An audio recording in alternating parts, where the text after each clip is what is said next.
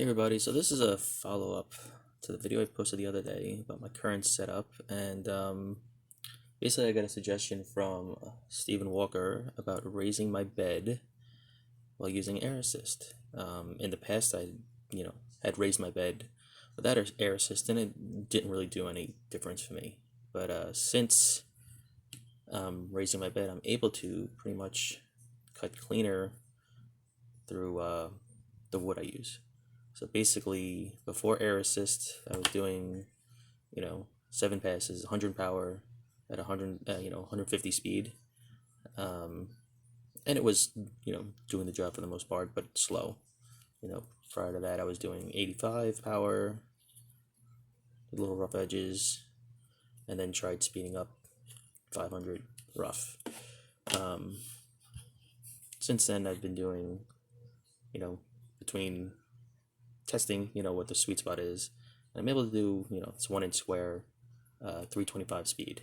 Now, I'm not able to, I think, fully get that speed while doing different designs and stuff, but even if it's at 250 or 300, that's an increase over my, 200 or 150. The biggest factor that I'm coming across, though, well, with the different types of woods I have, is just the actual quality of the wood. This stuff, and it's a thing here, is from Home Depot. It's actually a 4x8 sheet that I bought end of last year and didn't really use much because it cuts very inconsistent, or did cut inconsistent. But with the raised bed and air assist, I may end up using it more. The one that I had the least, success with was wood from Joann's. This is wood from Hobby Lobby, and it looks very similar, even on the sides it looks very similar. But the stuff from Joann's, for me, even with air assist, and playing with different speeds and everything like that, cuts super inconsistent. I don't know if it's something to do with maybe one of the glue layers that they use, or one of the middle layers just being, I don't know, compressed more or something like that. But for me, it's the least successful. The stuff from Hobby Lobby cuts better than Joann's, but still every once in a while, depending on the designs I've been trying, like to do a square, it comes out fine, but not many people cut a square, stuff like that. I'm doing different designs and stuff like that where the last thing that I cut out is Long Island, where I'm from. It's got all these intricate little designs in it, lines and everything like that. This is out of the stuff I got from Home Depot, but trying this on the Hobby Lobby stuff works most of the time. I have to go at a slower speed, and the Joanne stuff, it's hit or miss. It's not even really worth it for me because the amount of like bad ones that I get out of it, it's just not even worth me trying. So I just wanted to sort of go over that, like air assist helps and everything like that. It's definitely increased everything, but like the type of wood just seems to be almost as important as any other aspect of this, which is unfortunate because of like, unfortunately not all of us have access to you know some of this wood, or get it handy and everything like that. But at the moment I just have my bed raised up on a like painter's tray. I'll probably look into getting probably one of those honeycomb beds. Here, I'll just show real quick what I'm doing at the moment.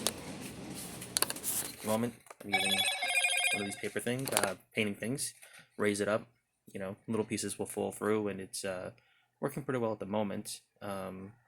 There's the fan to blow out the window. There's the air assist, and here's another fan that I have to basically blow any smoke towards the window. In the beginning I had no, I would just have a window open and like try doing anything, and you just end up with smoke everywhere. But yeah, that's basically, against anyone who's having trouble or wants to cut stuff, I would definitely go down this road. There are, again, limitations with this machine and stuff like that, just because of its power and everything like that. But this is, it's definitely getting up there to be a pretty capable machine. It does take tinkering. I know that's, one of the unfortunate problems with this. It takes tinkering. It takes a little modification if you want to cut. If you just want to engrave, it's great out of the box. Like just focused lines, and it'll do any engraving you want. Like that's where, like, it's been super easy and everything like that. Um, but since I've been able to cut stuff, I've just been like, oh, well, can I cut this? Oh, can I cut out this? Can I cut out that? Like, it just opens up the possibility of, oh, I can do ornaments.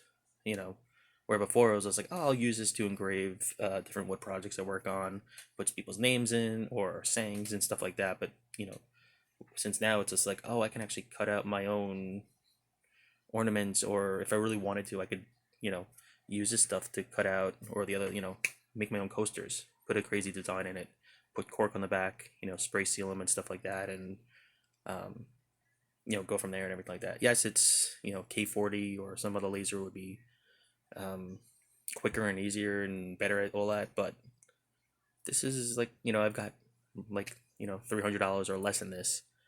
It has a bigger bed than a lot of the K40s, which I think only 8x11, whatever it is, or 8x12 or something like that. We can, with this machine, you can do bigger, and I can, if I change the rails, I could even go quite large. So yeah, I just wanted to go over that because I thought that was a pretty cool tip.